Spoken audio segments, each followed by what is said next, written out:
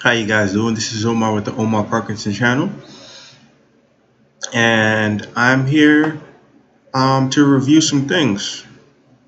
This channel is pretty new, so if you are here for of course, everyone's here for the first time.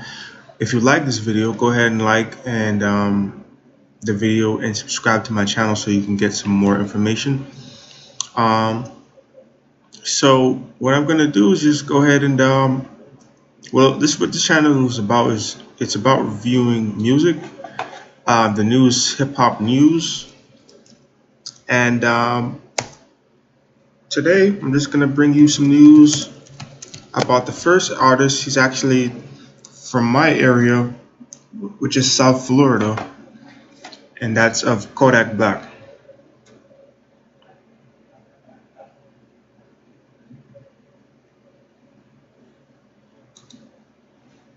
Kodak Black actually had a show in New Orleans, which is Lil Wayne's hometown. He actually made a diss with Lil Wayne, as reported earlier this month. The security and staff at the Mahalia Jackson Theater, that's actually in New Orleans, for the performing arts in Louis Armstrong Park were supposedly placed on high alert following Kodak's exchange with Wayne's daughter, Reginae Carter. That back and forth stemmed from Kodak's flagrant wheezy comments at Live in Miami, which is a club in Miami, when he said that 36-year-old icon should have died when he was a baby. Wow, that's crazy. In a TMZ report at the time, the New Orleans Police Department was said to have also been enlisted for security assistance.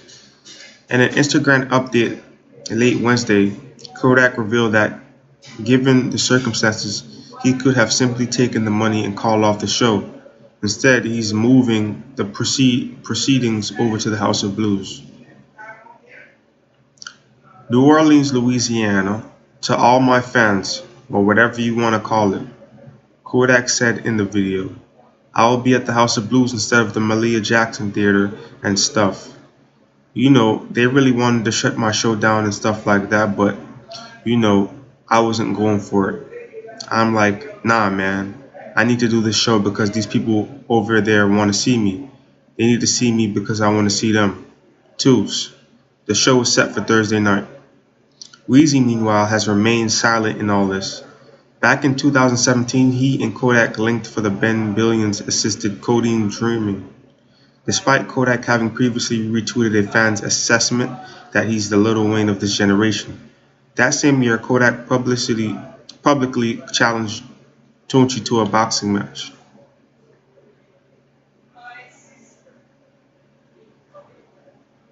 So that's crazy. Kodak Black is a new rapper. He's actually going after one of the greatest rappers of all time, which is Lil Wayne. And then he actually, got into it with his daughter. So, I'd watch out if I was Kodak Black, We have some more news here about, let's see.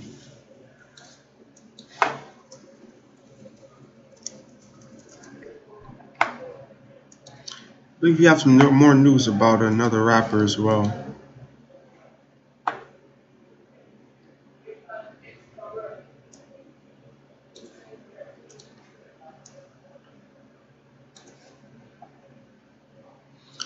We also have a news on the rapper YBN Almighty J. He's actually recently was attacked, but J Prince accused Zay Number 5 and his crew of jumping at YBN Almighty J in an Instagram post. If you guys don't know about J Prince, he's actually the CEO of Rap A Lot Record. Rap A Lot Record is a historic, group for, well, it's basically well known for bringing up some of the most popular rappers of all time, legendary rappers like UGK, Rest in peace, Pimp C. He was a member of UGK. And also Scarface. He's another legend. He's actually based out of Texas, so most of the artists are from Texas. But now Zay has reportedly been arrested, but not for the alleged assault and robbery. According to TMZ, Zay and 3 other members of the Jack Boys crew were arrested on Wednesday, March 13th, in the Bronx as a part of an unrelated federal investigation. All 4 men are facing an attempted murder charge in the aid of racketeering, as well as firearm charges in connection with the shooting of an off-duty New York Police Department officer. Another member remains at large. Sources say that the crew was questioned by the Almighty J assault after their arrest, and while 2 of them admitted to being on the scene, they ultimately wouldn't cop to any criminal activity. One of the Jack Boys claimed to have problems with Almighty J in the past, but he said they squashed them. However, Almighty J denied even knowing the crew.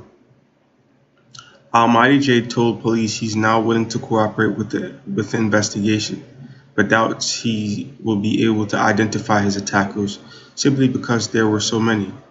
During the melee, the 19-year-old Houston native was robbed of his wallet, $16,000 in cash, a $20,000 Rap-A-Lot chain, and his shoes.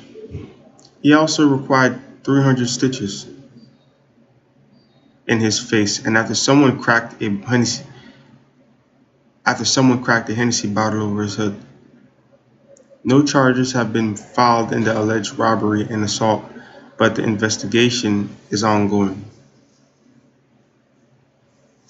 On the flip side, if Zay and the other members of his crew are convicted on the attempted murder charge, they face up to life in prison.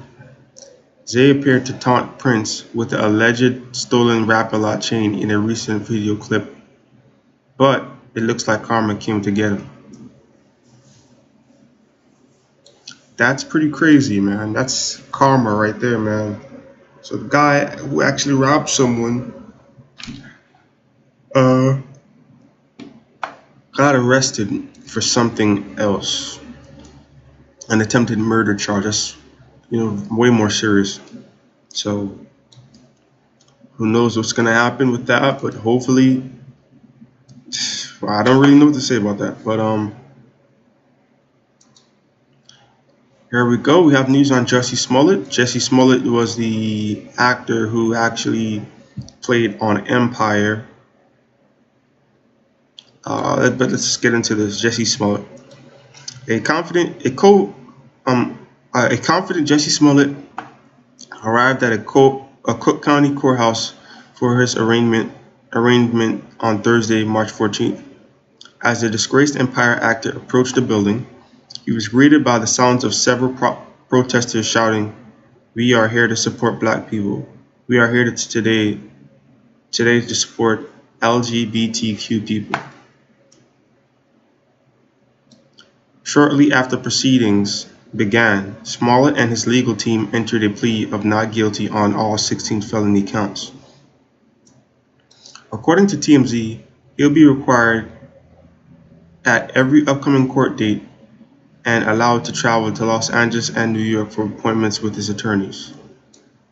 However, he'll have to give the courts 48-hour notice and check back in with 24 hours when he returns to Chicago. In January, Smollett told police he was brutally attacked by 2 men, hurling racial and homophobic slurs at him. As the details surrounding the alleged assault started to take shape, investigators came to the conclusion the attack was staged.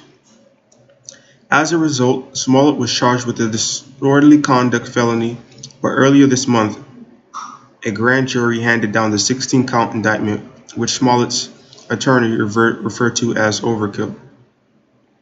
Smollett is expected back in court next month. This article has been updated. The original version of this article was published on March 8, 2019, and can be found below. A grand jury has indicted Jussie Smollett on 16 felony accounts for filing false police reports about an alleged hate crime. That's serious, man. Jeez. According to CBS Chicago, a Cook County grand jury returned the 16-count felony indictment against him on Thursday, March 7th. Smollett was originally charged by the state attorney's office with a disorderly conduct felony, but the new indictment compounds Smollett's situation even further. The grand jury handed over two sets of charges, one for Smollett's initial report to the Chicago Police Department and the other for Smollett's second interview with investigators. Both are Class 4 felonies. The indictment partially reads, Jesse Smollett knew that at the time there was no reasonable ground for believing that such offenses has been committed. Smollett allegedly staged the racist and homophobic attack outside of his Chicago apartment building in January. He told police he was attacked as he was walking home around 2 a.m. local time on January 29th. He said two masked men screamed racist and homophobic slurs, put a noose around his neck, and poured a chemical believed to be bleach on him. One reportedly said, "This is MAGA country," while wearing a red hat associated with the Trump's Make America Great Again initiative. As police dove further in the Smollett's account, they determined the Empire actor had paid Nigerian brothers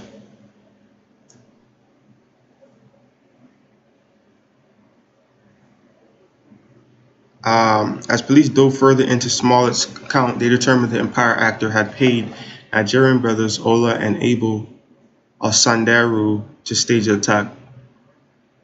The CBS 2's Charlie D. Marr reported Smollett also ordered the Osandaru brothers to buy the noose, hat, and masks at an uptown hardware store. What? This is crazy. The police also believe the scratches and bruises on Smollett's face were likely self-inflicted, although the brothers did punch him. Smollett allegedly staged the attack because he was upset about the salary Empire was paying him. The disgraced actor scheduled for arraignment on March 14th.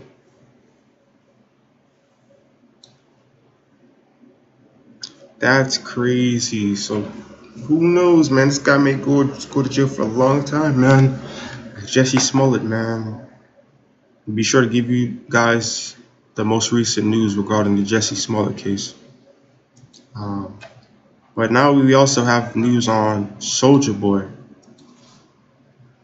Soulja Boy, who's actually got in trouble for being in the wrong area in Compton, saying that he's a gang member. So he's come back up. He's getting more popular now. But Soulja Boy released from jail, and he says he's not going out like 6ix9ine. Soulja Boy is out of jail after being taken into custody on Friday morning, March 15th. According to TMZ, he was released on his own recognizance after a court appearance. In an Instagram live video, young Draco was clearly angry following his release and went on an extended rant about his short time behind bars. He ultimately wound up laughing about it toward the end. Jail tags and all that, no jury, no nothing, he begins. What the f you talking about? I'm out. The f you talking about? I'm out. I just got out of jail right now. The f you talking about? And I'm performing at the motherfucking Clippers game, so be there at the motherfucking Clippers game. This ain't gonna stop, bro. Y'all got me f***ed up. I had the biggest comeback of 2019. They try to lock me up and hate on me. Y'all got me f***ed up. No jewelry, no chain. I just got out of jail right now. I was in the county. My partner pulled up on me. Big Draco, I'm out of jail. This ain't gonna stop. I'm not going out like 6ix9ine. Bro, you got me f***ed up. You got me f***ed up. Soulja was taken into custody when he showed up at his probation officer's building in the San Fernando Valley. Police greeted him as he arrived after discovering ammunition in his home last month. a violation of his probation. The Crank That vet is scheduled to perform at the Staples Center during the halftime show when the LA Clippers take on the Chicago Bulls. This article has been updated. The original version was published on March 15, 2019 at 10:40 a.m. PT and can be found below.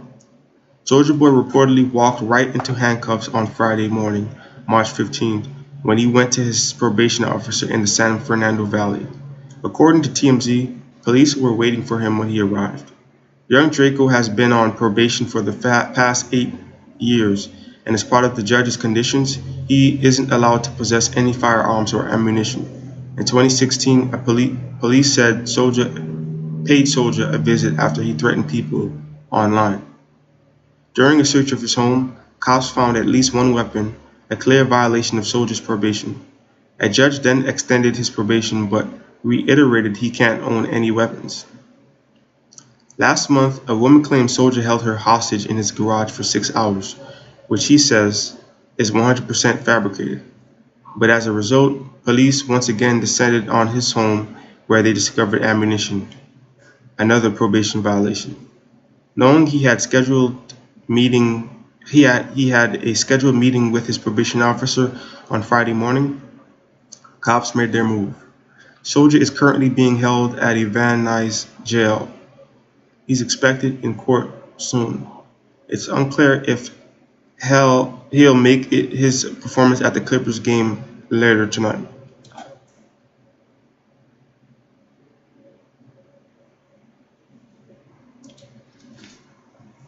That's pretty good. Soulja Boy is getting trouble. He's known to have a lot of trouble, but hopefully he turns around. So, Megan Thee Stallion issues Big Ol' Freak challenge and receives Ratchet glory in return. Houston, Texas. Megan Thee Stallion's recent twerk session at a gas station has sparked the viral Big Ol' Freak challenge. In a video she uploaded to Twitter, Hot Girl Meg dances to her buzzing single Big Ol' Freak. What's up? We're at the station. It says she tweeted while also encouraging all her followers to participate in the Big Ol' Freak challenge. A quick search for Big Ol' Freak challenge will turn up hundreds of videos with fans being carefree and twerking at their local gas station to the Tina Snow Slap.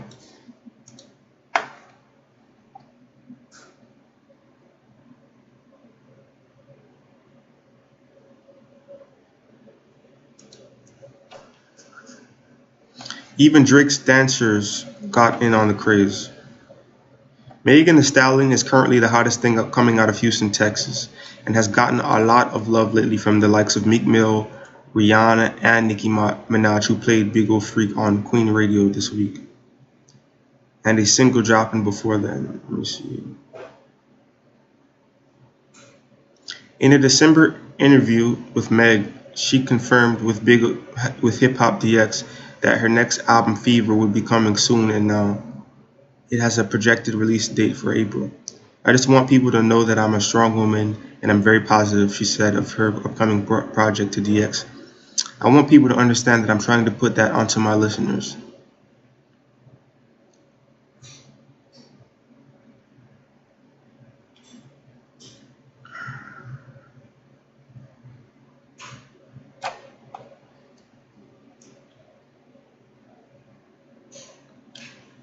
Well, hopefully she, changes music, man. She's a very talented artist. One of the only female artists out of Houston, Texas, so I'm rooting for her. But now we also have news on the legendary Outkast, man. Let's see what's going on. Outkast. So Nike SNKRS, which is Nike sneakers, has officially announced the soundtrack LeBron 16 Low will be available at select retailers on March 28th. A special edition pair of kicks draw in inspiration from Outkast's 2003 effort, Speaker Box, The Love Below. Considering the album was released the same year LeBron James was drafted, it makes sense the NBA superstar went all out on the kicks and capped off year 16 with style. Featuring an all-black mesh upper complemented by an icy toe and metallic midsole accents. This version of the LeBron Low opts for a streamlined look and feel with the removal of the heel pull tab and overall refined silhouette. Nods to Andre 3000 and Big Boy's classic project live throughout the shoe, most notably clued in by the mismatched pink and red insoles represented off the perspective sides of the double disc album. The sneaker also hosts a reimagined crown logo inspired by the ATLiens album artwork with James jersey number. The shoes start at $160. Peep the kicks and detail on the release of the official Nike website here. So wow, they have their own sneaker. Well, LeBron James is basically releasing a sneaker inspired by the ATLiens album by Outkast, which was released the same year that he was drafted in the NBA. So I'm actually not seeing an image of how that sneaker is gonna look, but I'm pretty sure that it's gonna be amazing. So I would stay tuned for that if I were you guys. It's actually $160. That's pretty cheap for a LeBron James sneaker. So gonna see what else we have here.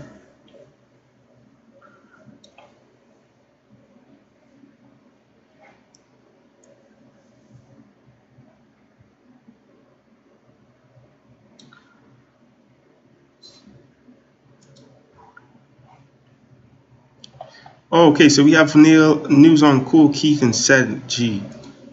Kool Keith and Said G talk Keith Flint of the Prodigy's impact on Ultramagnetic MC's legacy. Ultramagnetic MC's seminal 1988 debut, Critical Beatdown, paved the way for underground rap's aesthetics of sample-based boom-bap production, unorthodox rhyme cadences with futuristic lyricism and absurdist humor. In the 90s, the Bronx legend's influence also stretched across hip-hop when Kool Keith went solo with his groundbreaking alternative rap project Dr. Octagon and pornographic aspirations on Sex Style in 1997. Meanwhile, a British electronic brand, The Prodigy, propelled rave culture and electronic music into mainstream outlets such as MTV and alternative rock radio stations across the Atlantic that same year. The two acts were friends and occasional collaborators, and their audience embraced Keith's eccentric music. When The Prodigy's longtime frontman tragically passed away on March 4th, many fans had Kool Keith's memorable sampled lyric in the group's multi-platinum single Smack My B-Word Up from their breakthrough third album, The Fat of the Land. We talked with Kool Keith and his 30-plus year rhyme partner, co-producer Said G, about The Prodigy's impact on Ultramagnetic MC's career into the 90s. Keith's label drama with Sony over his album Black Elvis Lost in Space 20 years ago, and his lucrative pompadour wigs. How do you connect with Keith Flint and The Prodigy when they sample Ultramagnetic MCs, give the drummer some for their hit single Smack My B Up in 1997? Kool Keith had called me up. Liam Howlett of The Prodigy was a great friend anyway. Said G, let me tell you how he got his number. What happened was they were working with the president of Next Plateau Records, Eddie Laughlin, at the time, and he cleared the sample. So Eddie said, why don't you just do it fresh with Keith? Because I was working at Next Plateau at the time as the head of A&R, and we gave them Keith's number, and that's how the reach out became. That's how they started working together. So this seems like some interesting news. If any of you guys remember Kool Keith and Said G, they actually came out in 1997. We're talking about some big news here about collaboration. I'm not too familiar with these guys, so I might as well cut the story off here. You know, I was born in 91, so I don't really know these guys too much like that. But I do have some news on the Migos. Migos announced a partnership with Can-Am motorcycle bikes. Can-Am is a very popular brand of motorcycles, and Migos are very popular rappers. It's very surprising to hear this type of team up is coming, but you never know. It's a new look for the Migos. Seeing that they're rappers, it should be most likely would be work well for the motorcycle company as well.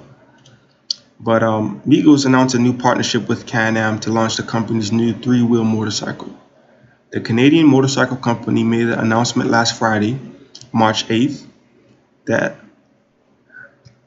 and the Atlanta natives will help launch Can-Am's Ryker 2019 model. Migos announced the partnership by posing with the Ryker on Instagram with the caption, "Be ready to ride."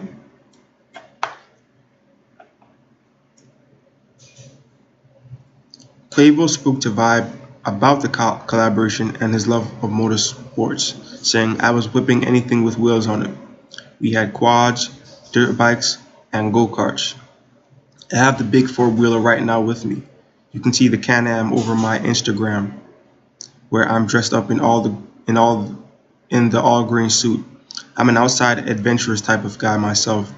The platinum selling trio will release a limited edition set of collaborative products and incorporate the new Can-Am Ryker in an upcoming music video. Fans can personalize and build their own Can-Am Ryker starting at $8,499. That's pretty cool. That's pretty cool. That's a big look for the Migos, man. The Migos, I never really heard of them doing too much deals like that, sponsorships, regarding anything in general. But financially, that should be a big look for the Migos. I think it's a smart deal on their behalf. But whoever thought that they're trap rappers meaning they talk about drugs, cocaine, sex, selling drugs. Whoever would have thought that these guys would have a deal with a bike company? That's pretty crazy. So I think it's a good look on their side. It's more money for them, and hopefully I have more information to share on this. It's pretty interesting to find out that them of all rap groups have a deal with a motorcycle company. That's pretty good. That's pretty cool. Pretty interesting news. So I'll keep you guys updated on that. I'll see what else we have here for you.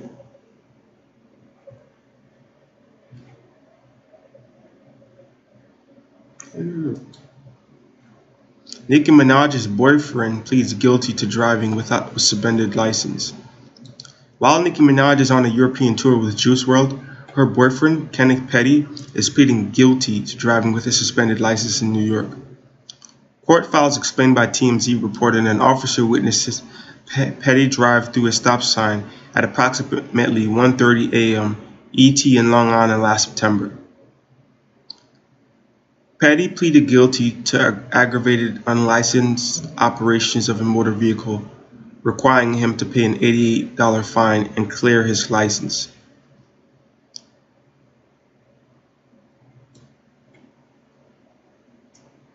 Of course, this isn't Petty's first run-in with authorities. The 40-year-old Queens native was convicted of a first-degree attempted rape in April of 1995 and served roughly 4 years in a New York State prison. Prosecutors said Petty used a sharp object to force the then 16-year-old girl to have sex with him. Wow. Once released, Petty was later convicted of first-degree manslaughter, landing himself a 7-year sentence, being released in 2013. Sources close to Minaj say the couple are already discussing marriage and kids. In fact, there's a rumor floating around suggesting the two already eloped. During a recent episode of Queen Radio, Nicki called him her husband.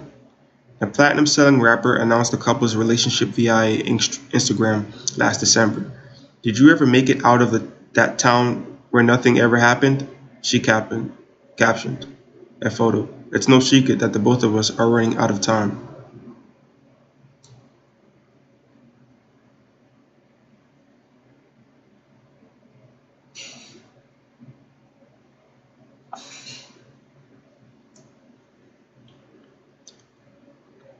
that's pretty good news. I'm happy to see that Nicki Minaj is actually happy. You know, a relationship with Meek Mill, and I don't think that went too good. But you know, unlike many people, man, I'm happy as hell to see that these rappers are happy. You know what I mean? Because I don't know how other people think and but me, I know, like, even though she has millions of dollars, it could be very stressful and you get lonely. We all humans. So like, if she found someone and she's happy, I think that's dope, and I'm happy for her. Whoops, sorry. Gotta get rid of this fan here. Yeah, I'm happy for her. I think that's pretty dope. You know what I mean? I think that's pretty dope. That she found somebody. I mean, he has a lengthy history and stuff, but I don't think that really matters because she's used to going after hood guys. So I mean, good luck to her. Wish her all the best, man. So on to the next.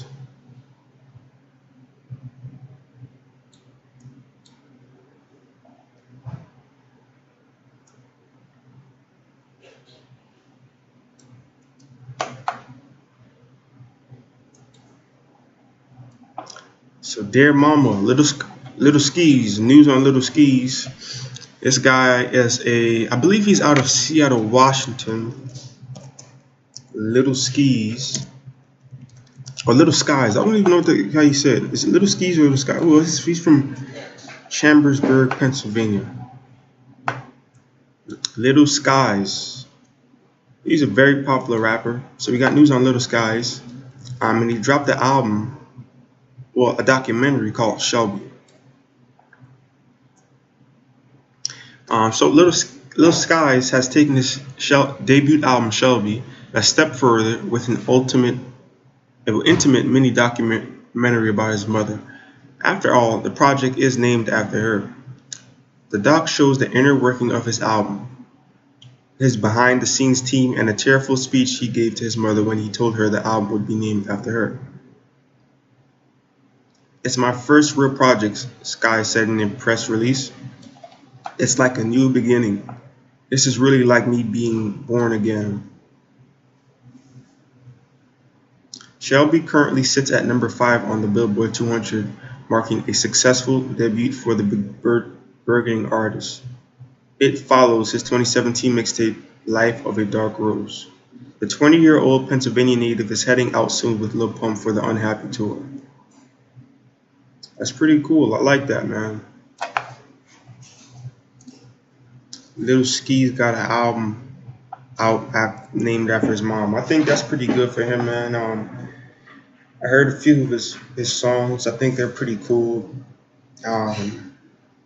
He doesn't really do too much features, but I feel like he's only 20, so he is in his prime. I'm really looking forward to see what music he comes out with next. So that's a guy that I'm rooting for. He seems like a very positive rapper, so I have no problems with Lil Skies, man. Good luck for him. So I also see here we have Yelawolf. Yelawolf, if you guys aren't too familiar, Yelawolf is a rapper from, I believe it's Alabama. He's from Alabama, so Yelawolf announces Trunk Music 3 release date. Time to F-ish up and get buck. Yelawolf has finally revealed the release date for his impending album, Trunk Music 3. According to a press release, the project arrives via Slumerican Shady Records Interscope on Friday, March 29th. This marks the Alabama-bred rapper's 5th album for the Shady Machine and follow-up to 2017's Trial by Fire. Trunk Music 3 is my 3rd installment to the Trunk Music series. he said in a press release. The album gets back to these 808s and classic southern rap cadences. Of, of all the album styles and songs I've released over the years, this was the funnest project to make. I'm inspired again, and I'm proud to be releasing it with my shady family. Time to F-ish up and get buck. Yelawolf made a return to the spotlight last Sunday, March 10th, with his Blood Sunday freestyle, which found him taking shots at Post Malone, G-Eazy, and Machine Gun Kelly. As a result, Post tweeted he thought Yelawolf was a nerd, and Yelawolf replied by calling him an asshole, while thanking him for his support. As part of the album announcement, the self-proclaimed ghetto cowboy also launched Creek Water, his new boutique whiskey brand named after his independently released 2005 debut album. Yelawolf maintains full control of Creek Water's packaging, branding, and marketing. Our market is a working class market, he said. It represents an artistic, expressive, and loud character, downplaying the importance of the whiskey and instead shining light on the drinker and a good time that comes along with it. Wow, that's pretty cool for this guy, man. Yelawolf, I like Yelawolf. Yelawolf has been out for like 10 years. And it's dope to see that he's making big things. He's I think one of the only rappers signed to Shady Records from Alabama. And if you know anything about Southern hip hop or Alabama, there's not really much popular artists from that area. So he's doing it big, man, for his city, for his state, for the culture as well. I always like Yelawolf. Yelawolf is very cool, man. He's a good rapper, a good lyricist. He puts songs together very well. He had a song called Pop the Trunk. That came out years ago, if any of you guys know what I'm talking about. Pop the Trunk.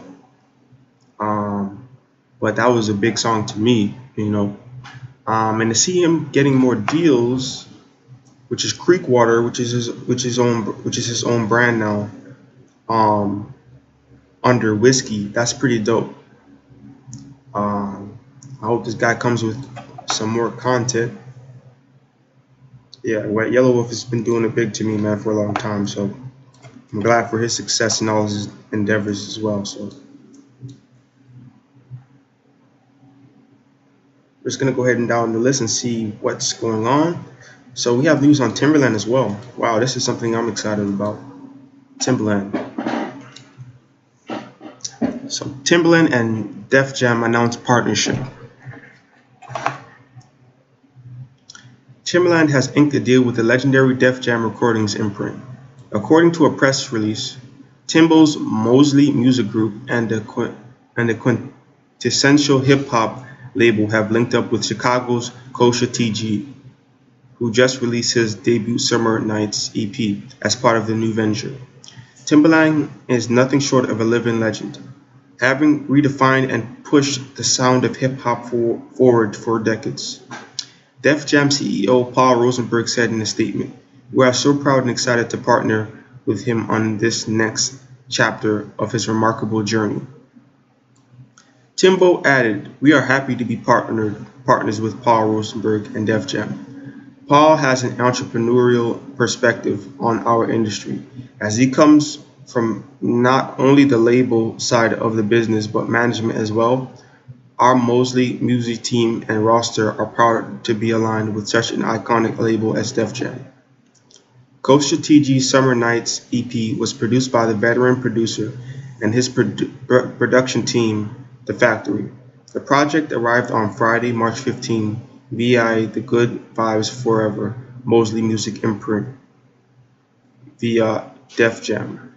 The burgeoning Chi-Town artist was signed by Mosley Music president Gary Marella and Good Vibes label head SB. Check out Kosta TG's Call My Phone video above and catch Timbo in action below.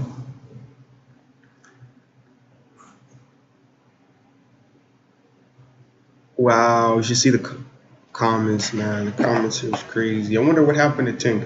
But yeah, any news about Timbaland is dope. I'm a producer myself, as you guys know. So this is very cool. He has a new partnership with Def Jam, and I'm looking to see more, find out more information on this here as well. Timbaland has been my favorite producer, one of my favorite producers. I can't lie and say he's my top favorite, but one of my favorite producers for such a long time. He's very good at what he does. Um, I think he's an amazing producer. That's all I can say. Like one of the best to ever do it. He's one of the first producers to ever make like beatboxes, like put his own voice on a beat, You know, a lot of producers they just beatbox, but he put his voice on a beat. So he's one of the first to do that and to change the sound of hip hop. He made, he changed sounds with the sound of R&B with Aaliyah, man. So man, this guy is very iconic to me, man, and it's good to see that he's still pumping. He's been in the game at least 40 years, so that's crazy. So I love this guy Timbaland, man. Hopefully he comes out with more great news for his fans like me. I'm not gonna lie, I'm a fan. So let's see what else we got here.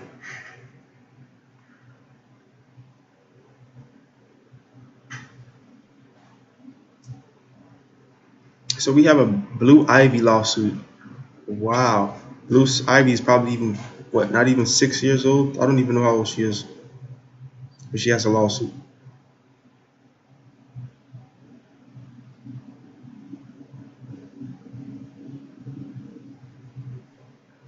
So, Beyonce and Jay-Z filed for a trademark to protect their daughter's name, Blue Ivy Carter.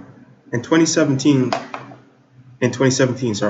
quickly following this application, Veronica Morales, the owner of the wedding company, Blue Ivy, filed against their trademark, claiming infringement. Now Morales is attempting to supplement her legal artillery by demanding private communication between Jay-Z and Beyonce's mother, Tina Lawson. Morales, who began her wedding company 3 years prior to Blue Ivy's birth, remains unconvinced that the star couple planned on using Blue Ivy's trademark for commercial gains, fueling her request for Beyonce to provide all documents showing any evidence she planned on using the trademarks Blue Ivy. Private conversations between Hove and Tina Lawson reside within the umbrella of all documents. According to the blast, these include all communications with Jay relating to their 2016 trademark application. Any communications of her or Jay knowing about Blue Ivy before their daughter was born in February 2012, and any records of conversation with Beyonce and her mother about the mark. Thus far, the Queen of the Beehive has refused to cooperate. Conversely, she's lobbying for a protective order to prevent Morales and her legal team from leaking sensitive information. A battle embroiled in legal hearsay, both parties have accused each other of foul play. Both seem intent on firmly hold their respective grounds. So they're basically fighting over the name Blue Ivy Carter. That's crazy. I'm interested to see how this turns out. It's actually a wedding company. I believe it's a wedding company that has the name Blue Ivy. So they want to sue Jay-Z and Beyonce for using that name and giving it to their daughter and trying to trademark it. So that's not really interesting. I think that's ridiculous news. I'm interested to see what happens. I'm pretty sure Jay-Z and Beyonce is going to win because they have the money. So you know how that goes. Money talks, BS walks. But I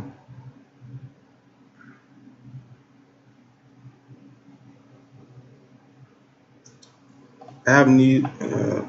Shit, man.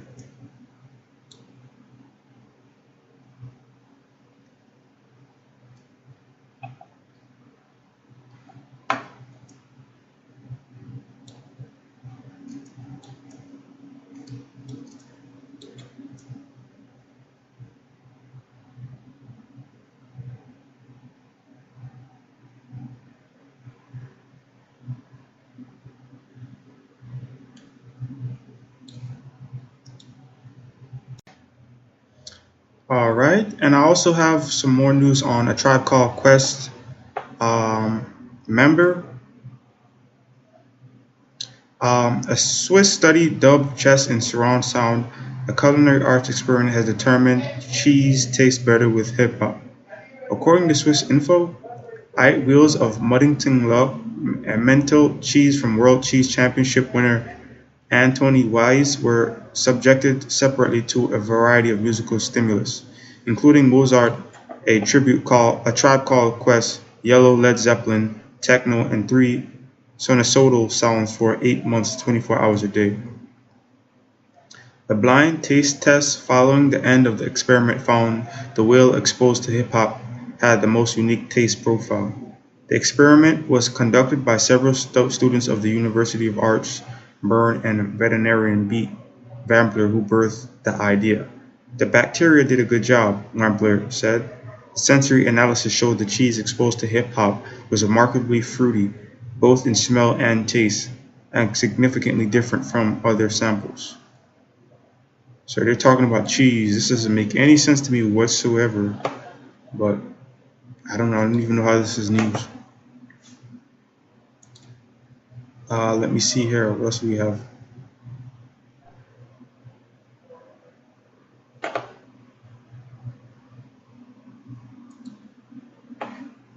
Interview with Smith and Wesson reflect on life after Sean Price's death.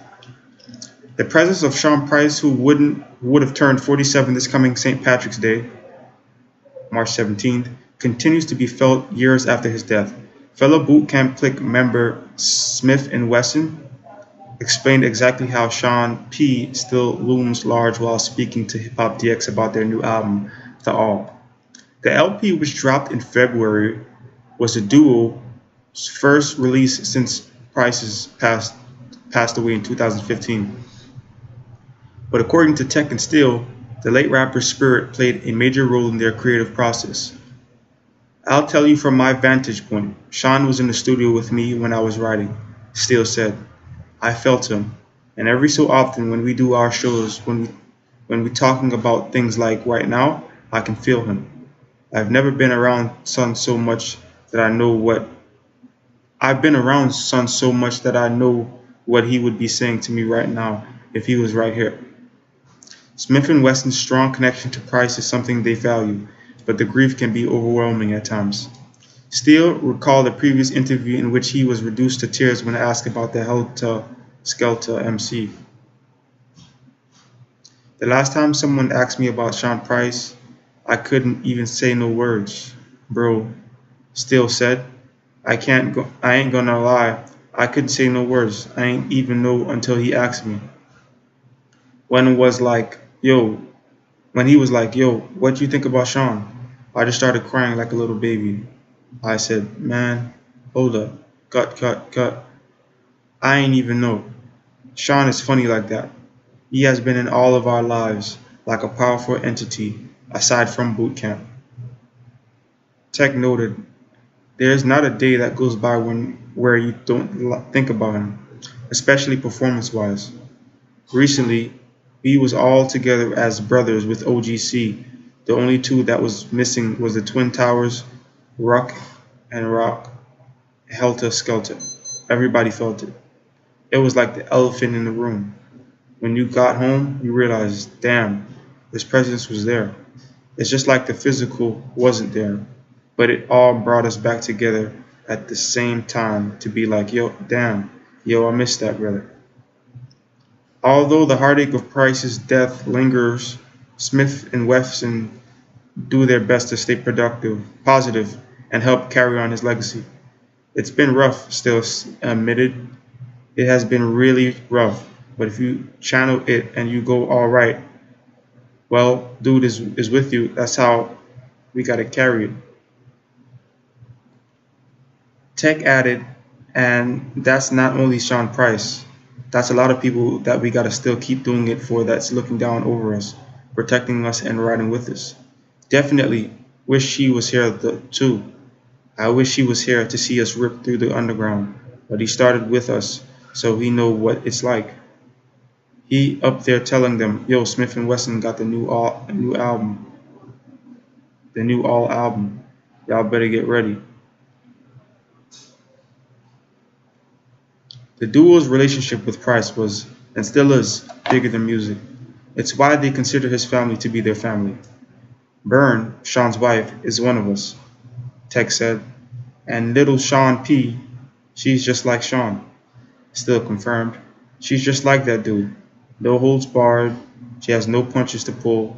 The life of Sean Price will be celebrated at the SOBs in New York on Sunday night, March 17th.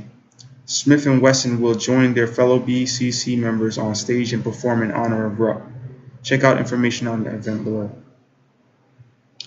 I don't really know too much about Smith and Wesson and this group, but that sounds pretty powerful. I believe they're a group that came up in the 90s from out of New York, but I really don't have too much information on them. They do have a new album coming out, and they have a performance coming out on March 17th. So if you're into Smith and Wesson and his group, I would advise you to support, because it seems like they have a lot of good talent and music. A lot of good music from the past, so check that out. So I see here that let's see.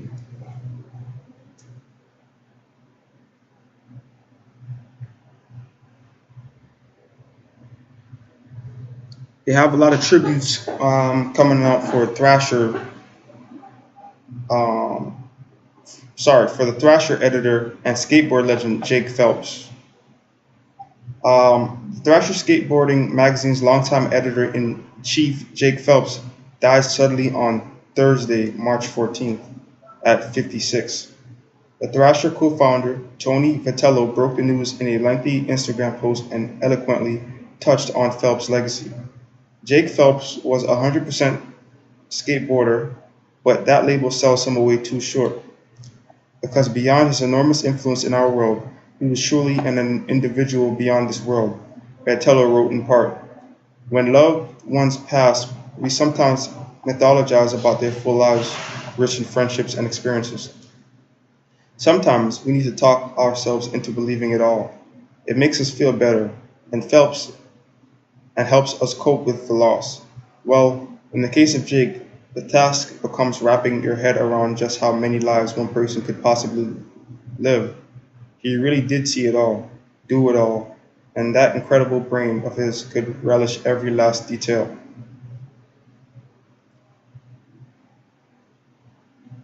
Phelps' cause of death hasn't been disclosed, but his uncle Clark suggested in a Facebook post that it was quick. My illustrious nephew Jake, famed editor of Thrasher magazine, died suddenly and easy today, he wrote. If you knew him, you knew a character. He got more space on Google than anybody I know. We loved each other, and if he was anywhere near Salt Lake City, he would crash for a night or two. I have dozens of stories and will tell a few in the next few days. Although Phelps had a reputation for being rough around the edges, he often showed his softer side when dealing with blossoming skateboarders. He embodied the very essence of skateboarding until the end. As Vitello put it, I never met anybody who loves anything more than Jake worships skateboarding. Just as we need food and water to survive, Jake needed skateboarding to keep his blood pumping. It was more than a hobby or form of transportation or way of life. It was oxygen. Thrasher staff photographer Joe Hammack told Hip Hop DX the key things about Jake were he was an encyclopedia of skateboard knowledge. Blunt when it came to opinions, lived on the road and loved skateboarding more than anyone in the entire world. Dude gave me the greatest job on earth. Skateboarding will never be the same. Of course, hip hop and skateboarding have always been inextricably linked.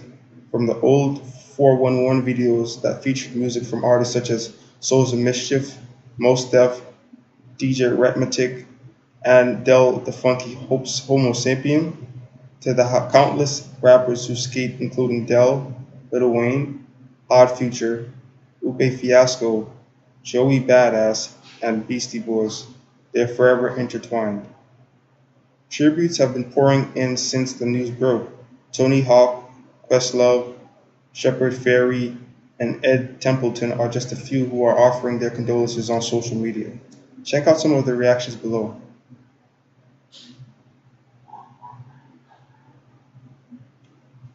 So that's Jake Phelps, who was a skateboarder. I believe he used to skateboard with Tony Hawk, and also a lot of other skateboarders.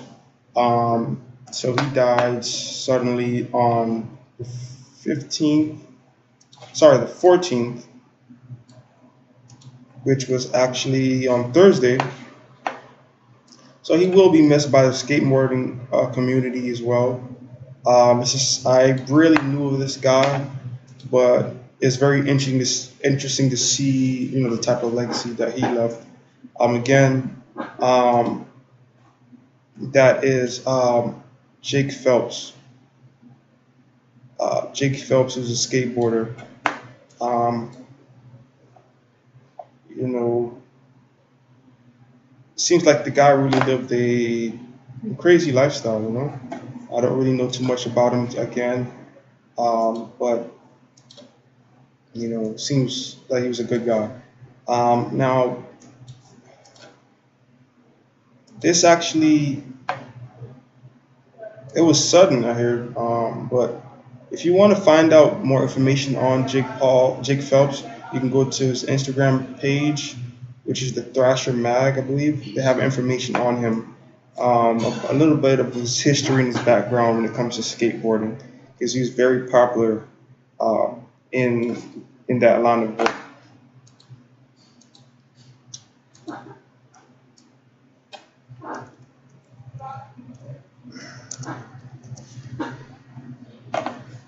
I also have news here on Tekashi 69. If anyone knows, well, I'm pretty sure most of you guys know about Tekashi 69, and it comes from the rapper Fat Joe. So apparently, Fat Joe made some controversial comments about the rapper Tekashi 69, the incarcerated rapper, where he said that he died before being seen in a picture with Tekashi 69. It says here, back in 2018, the Bronx rapper Fat Joe, everyone knows, hosted fellow New Yorker Tekashi 69 on an episode of his titled podcast Coca Vision. At the time, Tekashi was one of the most talked about acts in hip hop. His breakthrough single, which was Gummo, and eccentric look and incendiary behavior had rapidly propelled him from local notoriety to international stardom. Over the course of their 20-minute conversation, Joe and Tekashi talked about the changing nature of New York City hip hop and the perils of dealing with sudden fame. The most interesting part of their talk, however, came when Joe paused to warn Tekashi about the dangers of his alleged criminal activity. The Bronx rapper pointed to the fate of Bobby Shmurda, the Brooklyn rapper who is currently behind bars for conspiracy and weapon charges. Bobby Shmurda got Fat Joe. These police tried to set me up so many times. They did not like who I was, who I stood for, Joe told 6ix9ine. They wanted to get me like they got Bobby, but they got him. 1,000,000% they are plotting on you. Joe's words proved to be prophetic. In February, the 22-year-old artist pleaded guilty to 9 counts of racketeering firearms offenses and drug and trafficking, and also implicated his co-defendants. On Wednesday, Joe appeared on the Angie Martinez show, where he expressed disappointment about Tekashi's situation and was saddened to see that the rapper had so readily chosen to cooperate with authorities. Quote, Fat Joe says, "I thought he was a nice guy, and now he can't be my friend. He can't come around me ever again," Joe said. "He crossed that line. I pray for people who cross that line." When they talk to the police and they snitch, I pray for them. Joe expressed a zero-level tolerance for those who snitch, as it appears Tekashi has done. I would go before you see me in a picture with Tekashi 6ix9ine. And I think that's just so crazy how people are, man. Tekashi 6ix9ine was one of the most popular peoples, and boom, rappers. And boom, just like that, nobody wants to be around him, nobody wants to talk about him, everybody hates him. So what he did was wrong, but it's just crazy just to see how things is sometimes. But, you know, I hope you guys love my news, man. You know, this is my first video on my channel. It's entitled The Omar Parkinson Channel, where I just go over my opinions, my views on some of the latest hip-hop news. So if you like this video, go ahead and subscribe. Go ahead and also share it for me, please. You'll be doing a good favor for me. Share it to your friends. They may be interested, or whoever you think would be interested in this type of content. Again, my name is Omar Parkinson with the Omar Parkinson Channel. Go ahead and like this video and share it. Thank you. I'll see you guys again. Thanks.